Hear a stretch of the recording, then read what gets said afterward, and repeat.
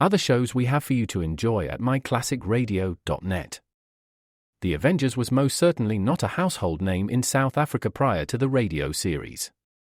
With no national television service until 1976, the mechanism simply was not present in the country to show television programs to mass audiences. While many other countries reveled in the filmed adventures of John Steed and company, South Africa was not equipped to join in the fun. The series took Britain by storm and made a major impression in the American markets, being that greatest of rarities, a British series given a network transmission slot. However, as a filmed series, rather than a videotaped one, The Avengers was able to gain a modicum of exposure in South Africa through film rentals. Come and listen at myclassicradio.net. Frontier Town, the saga of the Roaring West.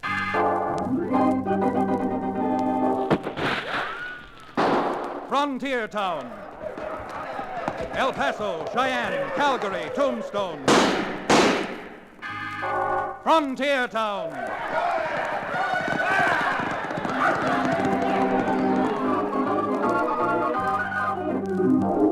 Here is the adventurous story of the early West, the tamed and the untamed. From the Pecos to Powder River, Dodge City to Poker Flat.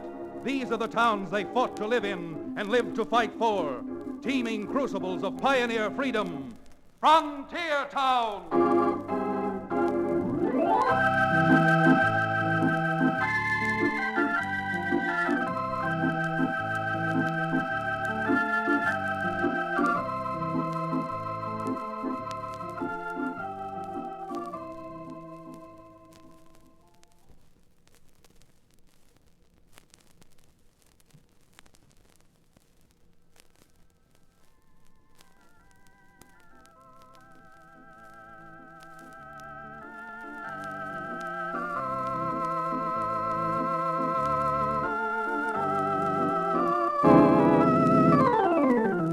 Howdy. If you're ever out on the frontier and happen to need a Frontier Town lawyer, well, my name's Chad Remington, and the Frontier Town Dos Rios. Not that I haven't got a few clients. I have. But after my last experience, what I'm looking for right now is a little more restful case. To tell the truth, and even a Frontier Town lawyer is expected to do that. It all started when I was out looking for a little rest and relaxation. With the buffalo and elk on the move, I gathered up Cherokee O'Bannon, who owns the Dos Rios livery stable now that he has forsaken the patent medicine game. And together we set out for the Tierra Piedra country, buffalo guns thonged to our pommels and rifles slapping easily in our saddle boots. We were loping along high up in the tangled crags, and everything was serene. Or serene was the way it looked. Counselor? I say, Chad, what are you looking so happy about? Because, Cherokee, up here with no troubles to bother me, I feel happy. What are you looking so glum about? Well, not to put too fine a point on the matter, my boy. It's just because up here in this Satan-forsaken barren wilderness, we're 2 days' ride from the nearest establishment which purveys nectar. Nectar spelled W-H-I-S-K-E-Y, whiskey. Cherokee, for a man who made his dubious living by using his wits, you certainly are lacking in resourcefulness. Resourcefulness? Now, how could resourcefulness get me even 2 fingers of liquid mine up here? You see what's growing all around us, don't you? Well, my palate may be decomposing for the lack of lubrication, but my optics are sharp as ever. Naturally, I see what's growing all around us. Mesquite. What's there about mesquite to salve my thirst? Don't you know what the Indians make from mesquite? A delightful witch's brew known as mescal. Ah, pox on mescal. 2 ounces of that stuff, and a man might end up married. Well, you're up in Indian country now, Cherokee. And if you're thirsty enough, you'll do as the Indians do, drink mescal. Do you really think I could try cooking some up when we make camp tonight? I got that Dutch oven in my saddle roll, and... Say, look there, Chad. Isn't that a flock of sheep on the move, just down below us? Yeah, looks like they're being trailed, too. Must be between 700 and 1,000 sheep in that flock. That's another example of what mescal will do to you. Now, what's mescal got to do with trailing a flock of sheep? Well, anybody who'd trail a lizard through this country must have been drinking mescal. I can't disagree with you there, O'Bannon. This isn't even fit for mountain sheep. And there seems to be only 3 people tending the... Uh-oh. Uh-oh, what? Now what's the matter? Quick. Look across the other side of this valley, up by that chimney rock. Doesn't that look like a yellow shirt? A yellow... Billy Blue Blazes, Chad, you're 100% right. It's a yellow shirt, and that means Indian. It sure does mean Indians. Apaches. And unless I miss my guess, they're after those sheep. Well, there aren't enough of those redskins to risk a raid. Maybe not, but there are enough to be scouts. There, you see now? They're turning their ponies and heading north. Probably going to tell the main body of the raiders that they've located the flock. Well, even with this buffalo gun, I couldn't reach them from here, Chad. Well, the only thing we can do is ride down and warn those herders what we think they're in for. All right, Cherokee, knock on that piece of crowbait. This gravel's loose, it's a downhill ride, and we've really got to make tracks if we're going to get there in time. Go up there, fella! Get to running! Ah! That way!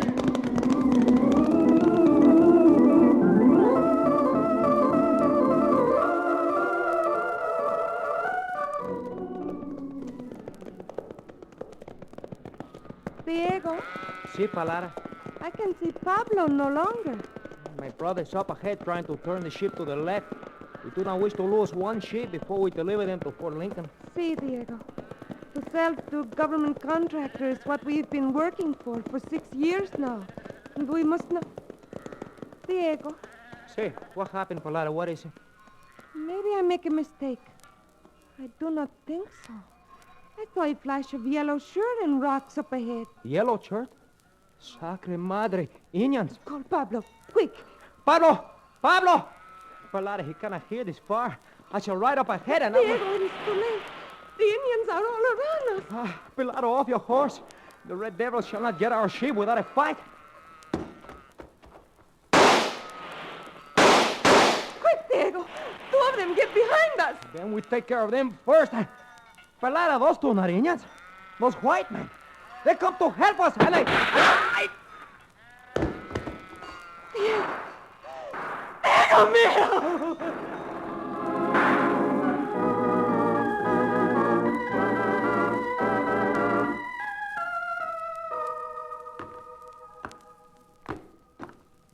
Hand me a few more of those stones, Cherokee. Here you are, Chad. I'm sorry that we didn't have something more to dig with than our hands, Senor Velicheta. It does not make much difference, Senor Remington. These graves are temporary only. If we ever get a ship to Fort Lincoln, Diego and Pablo shall have fine graves back home with marble headstones. You'll forgive my intruding at a time like this, Senora Valachita. But how is it that you're taking your sheep all the way to Fort Lincoln? My husband, Diego, had arranged to sell all the sheep to Senor Branquantro. Branquantro, huh? What is he now, a government contractor for beef cattle and sheep? See, he has contract for meat with the government. That just gives the lie to the old adage about early to bed and early to rise and living an honest life. Government contractor. You already know this, Senor Quantro? Like a book. About 3 years ago, he was down in our neck of the woods. But he sloped fast when we found out that he was peddling whiskey and rifles to the Indians. Even bad man, if he pay price for sheep.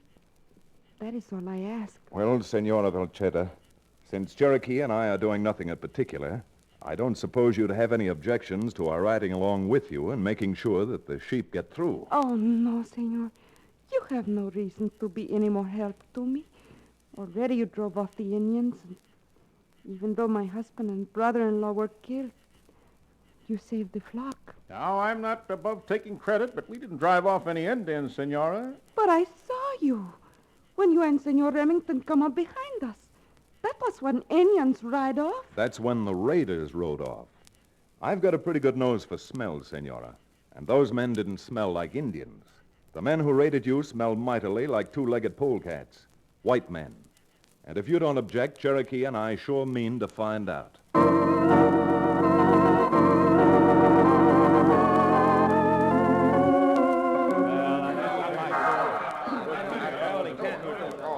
Why don't a lot of you shut up?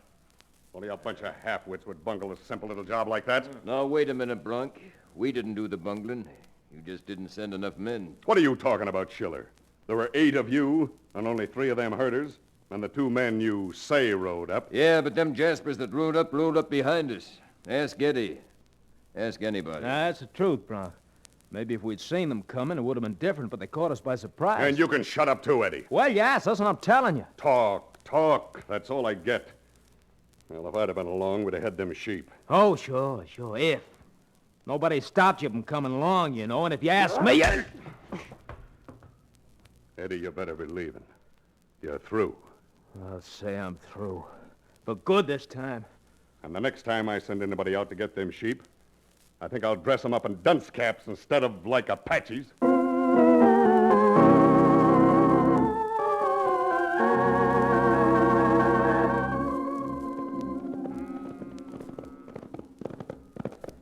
Senor Remington, Yes, Senora? you feel the air? Well, if I'm any judge of the weather, it feels and sounds as if a storm's coming up. Storm would certainly wreck everything up here in these mountains. There are 2 rivers to cross between here and Fort Lincoln, and a real storm could... Now what, Chad? Well, you're staring like Galileo with his first telescope. Hold it, rein up. There is trouble, senor? You smelled something again? I don't know about smelling it, but I certainly see something. Look over there. Isn't that a man riding toward us? My Godfrey, it's an Apache. Well, look, he's wearing a yellow shirt. Perhaps he wear yellow shirt, but that man ride in saddle. He white man. It's a white man right enough, and he isn't just out for the exercise. He's riding straight for us. Howdy, friend.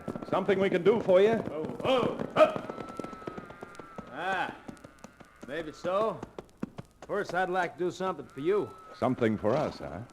Well, first, maybe you can explain what you're doing wearing an Apache shirt. I was one of the men who raided these sheep this morning. Why, you blasted, no good, unprincipled... Now, wait a minute, Cherokee. There must be a reason why he raided the sheep, and another reason why he rode out here in the middle of nowhere to tell us. Maybe you are the man who killed my Diego. Ma'am, any shooting I did was over your heads. You see, I thought I recognized you, Remington. Remington? Do I know you? You know my brother, Jimmy Bakewell. And it was you who got him paroled. And you must be... Let me see. Yes, you must be Eddie Blakewell. Yeah, that's right. Since I figure one good turn deserves another, well, I took my life in my hands and rode out to meet you. But why? What do you want to tell us? You know who engineered that raid this morning? Bron Quantrill. Quantrill? But he's the man who's supposed to buy these sheep. Sure. He said he was going to buy them, but that ain't the way Quantrill runs his business. You see, he arranges to buy cattle and sheep providing they're delivered at Fort Lincoln. Yes? Then, by dressing his men up like Apaches, he gets the animals and the Indians get the blame. But why you come to tell us? Why? I'll tell you why, ma'am. Because Bron Quantrill is as cussed as they come.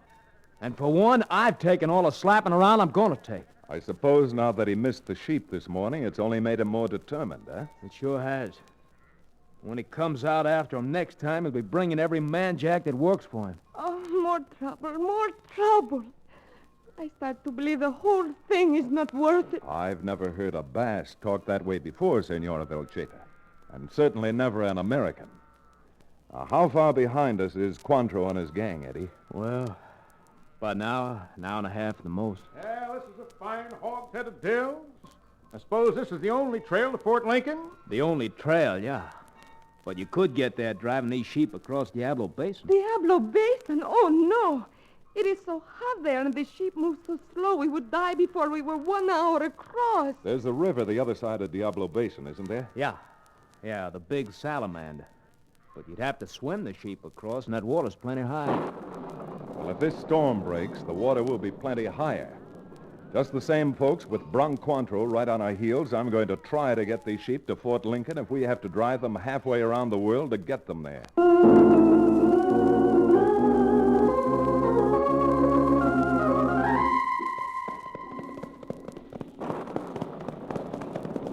Hey, wait a minute. Rein up. Hey, Schiller. Where in Tarnation Thunder do you think they're driving them sheep? Looks from here as if they're heading into the Diablo Basin, Bronk. Into that furnace? You don't get to Fort Lincoln that way. You could if you went up through the painted rocks till you got to the big salamander, then swim them across. They couldn't swim that themselves, even without the sheep, are you loco? I'm not, but maybe they are. I wonder what made them change their minds and go that way. Yeah. Sounds like they knew we were behind them. By blazes, Schiller, I'll bet that's it.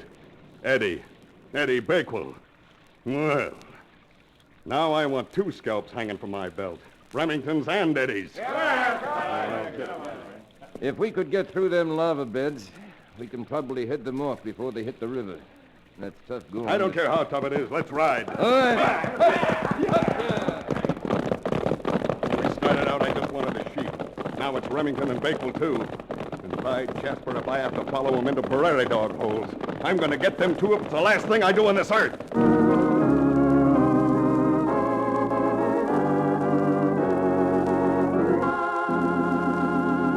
We'll return to the second act of the Trail Drive, our exciting frontier town adventure, in just a few moments.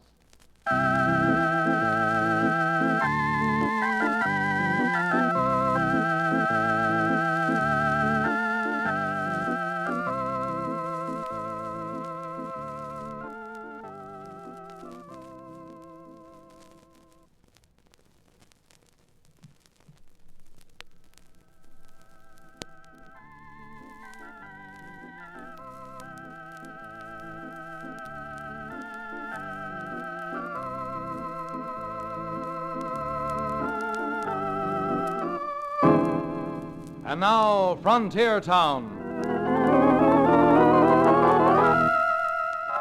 Well, are you beginning to understand why I'm looking for a little quiet law business? I've had my back to the wall a few times in my young life, but never has my back been jammed against a series of walls. Branquantro and his little band of high-spirited gentlemen loaded down like an arsenal right behind us, 800 and some odd head of tired and frightened sheep ahead of us, a volcanic blast furnace known as Diablo Basin to the left of us, and the big salamander running brown and dirty over its banks, aided by the fury of a mountain storm to the right of us. But when you're boxed in on all 4 sides, there's not much you can do but plunge ahead. And in the case of Palada Villecheda, Cherokee O'Bannon, Eddie Bakewell, and myself, plunging ahead hits the nail right on the thumb, because there was very little left for us to do but herd the flock of sheep up to the edge of the big salamander and get ready to plunge in. And that's a prospect I never want to face again as long as I live, if I live that long. Senor Remington, even this seems a miracle, getting this far. But anyone who sees the river cannot need to know very much to realize these sheep, tired and weak from the drive, will never be able to swim across. Well, if I were a betting man, and I am, I'd give you 10 to 1 the sheep can't make it. And 20 to 1 I can. Cherokee, you've been around the frontier long enough to have learned that where there's water, there must be cottonwoods and willows. What a remarkable discovery, Professor. Go to the head of the class. Cottonwood and willow. Remington, what do you mean? You think maybe we can hide the sheep on the trees? Well, because if you do, I wish to goodness we could, Eddie. It would be a lot easier. But as long as I seem to be running a school here, do you remember what Noah did when he was confronted with rain? Well, unaccustomed as I am to the perusal of religious literature, it so happens that I am well acquainted with old man Noah's resourcefulness. Because I was always interested in what a man would do when completely surrounded by water. Senor Chad, you do not think we can build an ark like Noah? That's right, I don't. But I do believe that we could build a few rafts, lash them together, and pole the sheep to the other bank without losing even one kid. Raft?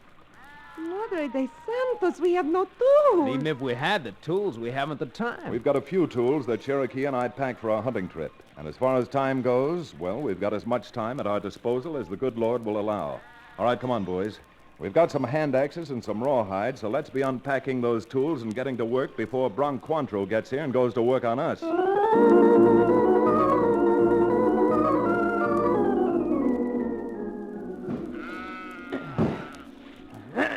I never would have believed it, Chad.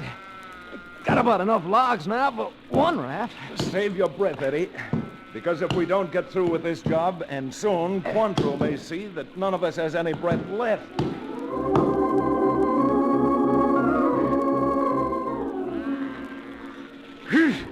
Even this rain, I'm as hot as a furnace. 3 rafts already. Yep, and what you'd better do, Palanda, is to start herding some of those sheep aboard a raft. You never can tell when we may have to leave sooner than we expected.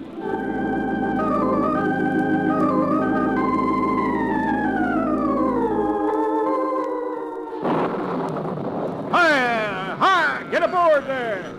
Say, Chad. What is it, Cherokee? What do you say to sheep that make them move? Well, you have to learn to talk their language, Cherokee. Their language? Sure, you've got to get behind them and say, You know, Chad, if it weren't for you, we never would have had it. So, friend Joe, look there. Look, just coming up over the edge of the painted rock. Indians, Apaches. Apache's nothing. That's Bronc Cointreau and his gang. And not only have we spotted them, but they've spotted us. Not only they spotted us, but they're getting our range. That was my hat. All right, come on, grab our horses and let's get aboard those rafts. Palata, start moving those sheep. Ándale, ándale. Come on, come on. Ándale.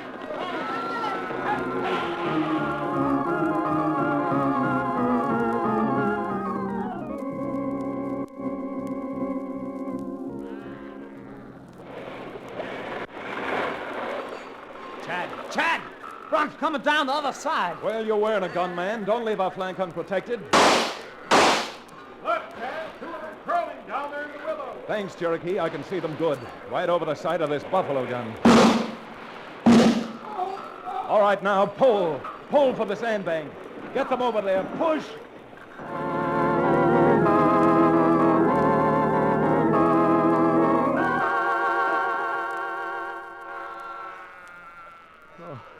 Lord almighty, Cherokee. I never thought we'd make it. I was just about able to pull myself up the bank, Eddie. For a few moments, I thought I was gone. Why, you just leave it to Chad. So, friend Joe, where is Chad? He was right behind me on the last If raft. anything happens to him, Cherokee, isn't it him out there? Down below us in the river. Where? I don't see any. Sweet, merciful Providence, it is Chad.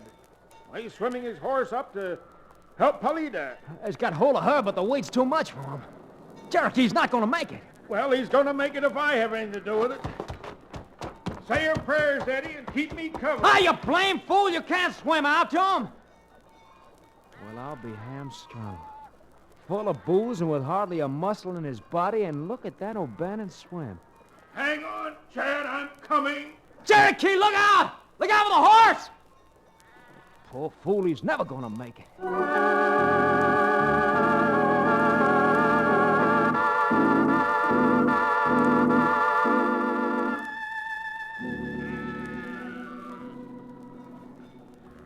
There you are. I think we got most of the water out of you, Cherokee.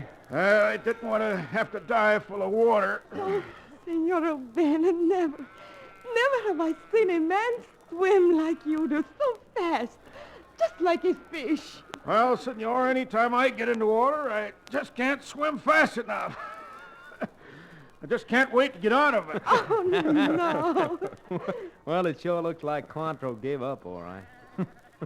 From the yelling I heard in the opposite bank, Chad, there was a couple of them Ranahands who felt your lead. Well, it's all right with me. And if I sound just a little bloodthirsty, I mean to.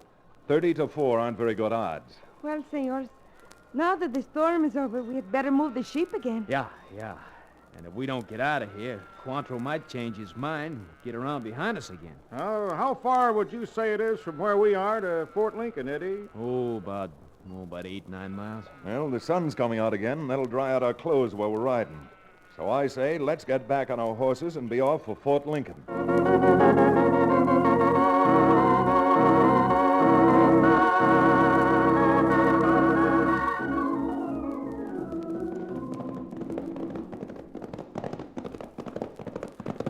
Whoa there, whoa.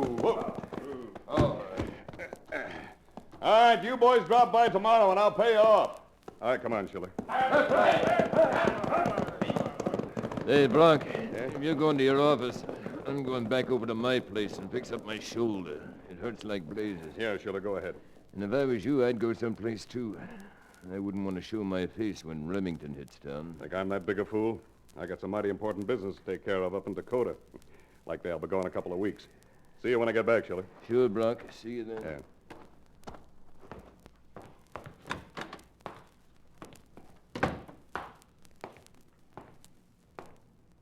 Well, howdy, Bron. Oh, it's you, Eddie. What are you doing hanging around my office? Waiting for you. You know something? I'm glad you're here. Gonna save me looking you up. Yeah? Did you run across Chad Remington after I threw you out this morning? Up in the Diablo Basin, you mean? Yeah, I seen him. And I told him what you were planning to do. And you know something else? All he lost was 7 sheep crossing the big salamander. Yeah? How do you know what he lost? Chad told me. And if you're interested, he's standing right behind that closet door. Chad, here? Of all the things you ever pulled, Cointreau, trying to rustle those sheep from those poor Basques was about the lowest. What are you doing here, anyhow? Why are you always showing up someplace where you don't belong? Oh, but I do belong in Fort Lincoln. You see, I'm going to be the government star witness when they try you for murder. Chad, watch it! Front! And if you try to pick up that gun, Cointreau, I'm promising you this much. I'll jump you and bang your head until it goes clean through that floor. All right, Eddie, you get his gun. And then we'll take him over to the post guardhouse. Being a government contractor, Mr. Cointreau's picked himself up a nice charge of a federal offense.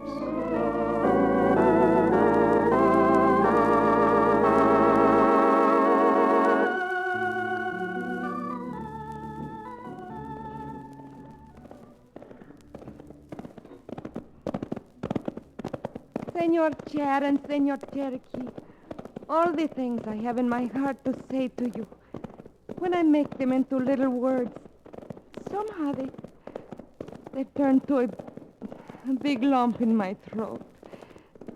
And, well, nothing comes out.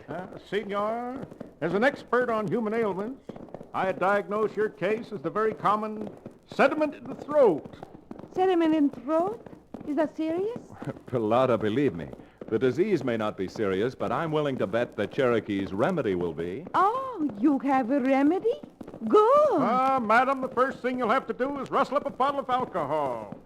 Since I know you can't get alcohol out here, I suggest you get something like alcohol, namely good old drinking liquor. Oh, no, you don't, Cherokee. You're not going to get a drink that way or any other way. I'm not?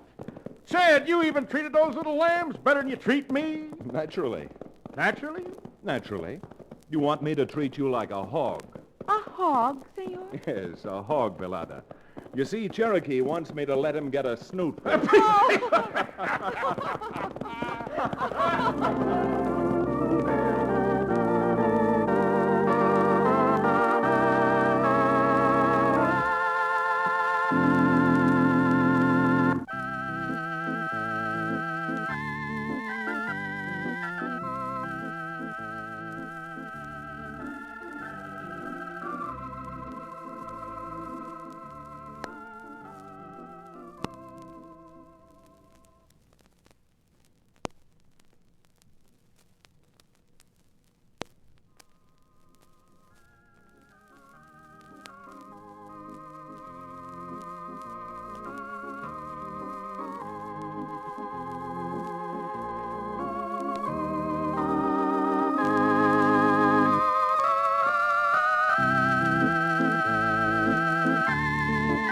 Frontier Town, starring Reed Hadley and featuring Wade Crosby, is a Bruce Ells production.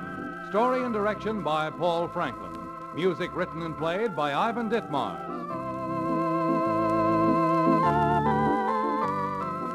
Be sure to be with us again same time next week for another fine action-adventure story with your favorite young Western star, Reed Hadley. And now this is Bill Foreman to tell you that Frontier Town comes to you from Hollywood.